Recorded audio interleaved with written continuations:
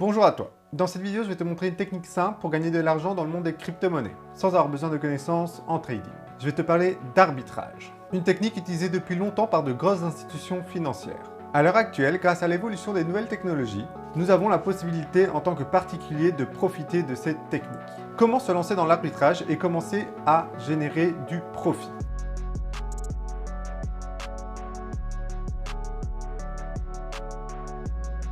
Bonjour à tous, c'est Lucas Leclerc. Sur cette chaîne, on parle argent, revenus passifs, crypto-monnaie, bourse, etc. Si tu cherches à améliorer ton confort de vie, tu es au bon endroit. Cette vidéo est divisée en plusieurs parties. Premièrement, nous allons voir qu'est-ce que c'est que l'arbitrage. Deuxièmement, nous allons voir un cas concret appliqué aux crypto-monnaies. Ensuite, nous allons parler des risques et précautions à prendre. Nous allons terminer par une conclusion qui va nous permettre d'y voir plus clair et voir concrètement comment on peut se lancer à notre échelle dans l'arbitrage et commencer à se faire des profits avec cette technique. Le concept d'arbitrage existe sur un grand nombre de marchés, que ce soit sur les marchés financiers traditionnels, la bourse, les échangeurs de crypto-monnaies, les places de marché en ligne telles que Amazon et les sites sportifs, etc. L'arbitrage est une méthode de trading permettant d'effectuer des profits en exploitant une différence de prix entre deux prestataires du même service. Dans le monde de la crypto-monnaie, ça se traduit par l'achat sur un exchange, ensuite une revente sur un autre, afin de profiter des différentes cotations entre ceux-ci. La question à se poser est celle-ci.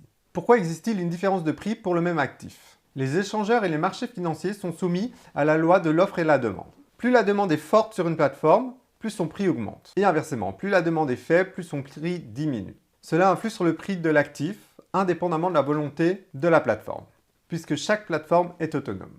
Effectivement, au sein du marché global de la crypto, chaque plateforme possède son sous-marché, où l'offre, la demande et la profondeur de liquidité lui sont propres.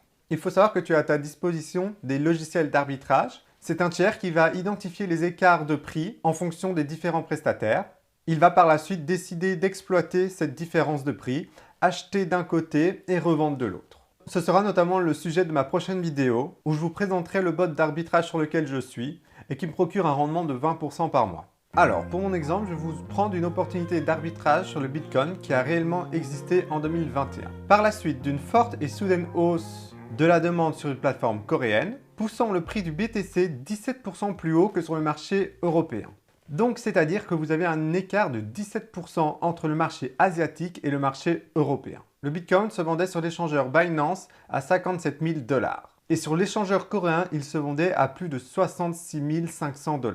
On y retrouve une différence de prix conséquente. Et c'est dans ce cas qu'une opportunité d'arbitrage se dessine.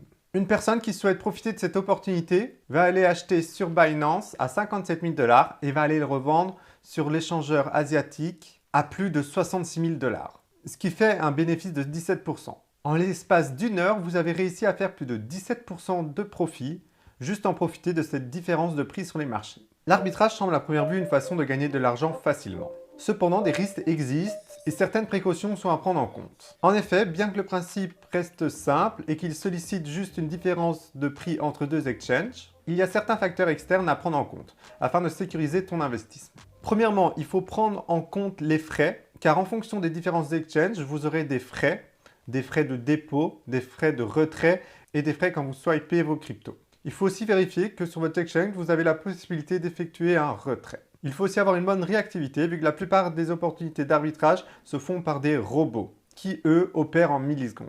À titre personnel, je trouve qu'il est important de connaître ce qui se passe en théorie, mais en pratique, le mieux est de confier cette tâche à un bot, ce qui vous permettra de 1. Que ça soit automatique, de 2. Avoir l'esprit tranquille et de 3. Que votre robot soit réactif. N'hésitez pas à vous abonner et activer la cloche pour voir ma prochaine vidéo dans laquelle je vous présenterai mon robot. L'arbitrage est une méthode de trading et un phénomène simple qui a lieu sur tous les marchés où on peut échanger un objet ou un service de valeur. Bien que simpliste, la mise en pratique de cette méthode est bien plus complexe et risquée. Beaucoup de facteurs externes sont à prendre en compte. Et la concurrence dans ce milieu est rude, même dans le monde des crypto-monnaies. Ce phénomène d'arbitrage permet aussi d'autoréguler les marchés. Voilà, maintenant tu en sais un peu plus sur l'arbitrage, un phénomène qui me passionne. N'hésite pas à me dire dans les commentaires ce que tu as pensé de cette vidéo. C'était Lucas Leclerc et je te dis à la semaine prochaine pour une nouvelle vidéo.